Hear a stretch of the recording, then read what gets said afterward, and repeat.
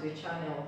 There is an important immigration update, especially for refugees, asylum seekers and their spouses who are yet to know this. Starting July 2025, the US government will only recognize civil marriages. That is, marriages that are officially registered with the government for immigration purposes.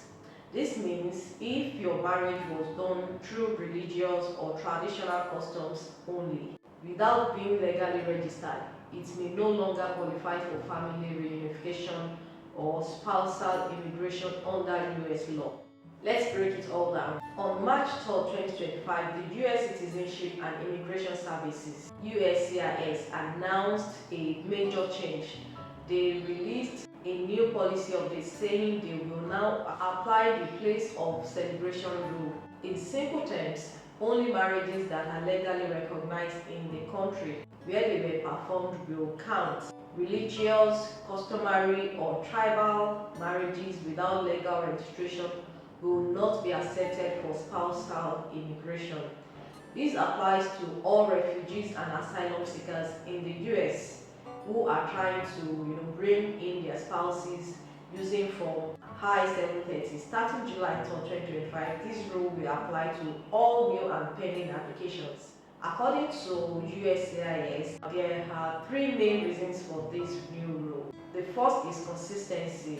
They want to follow immigration case law and standard practice. Second is fraud prevention. This move helps prevent people from faking marriages to get immigration benefits. And third, policy alignment. It follows President Trump's executive order from January 2025, which called for stronger rules on refugee and asylum processing. So this is not random.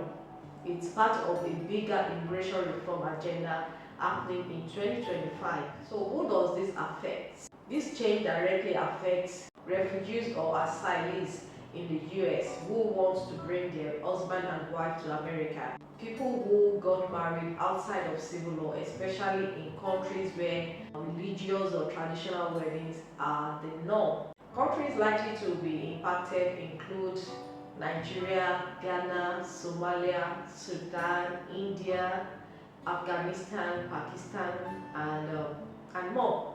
If you got married in a mosque, church, or traditional ceremony without going to the local government to register that marriage, your spouse might not qualify under this new policy. Examples: let's say you are a Nigerian refugee living in the US and you got married through Islamic rites back in Kano, but never registered the marriage with the local government. Or maybe you are from Uganda and you had a beautiful church wedding, but you did not get a government marriage certificate. Under this new rule, USCIS will no longer accept that marriage unless it was legally registered.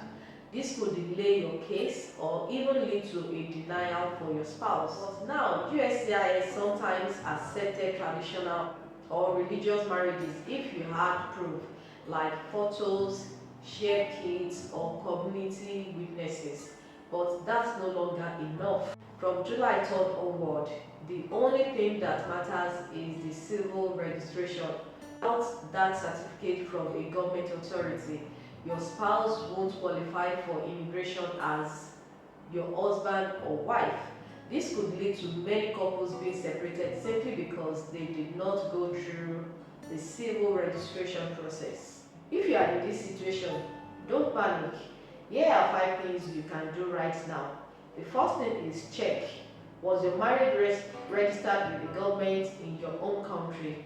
Secondly, get the certificate. If it wasn't, see if you can go back and register it now. Third, remarry civilly. In some countries, you can do a quick civil registration even after a traditional wedding. The fourth thing you can do is collect proof.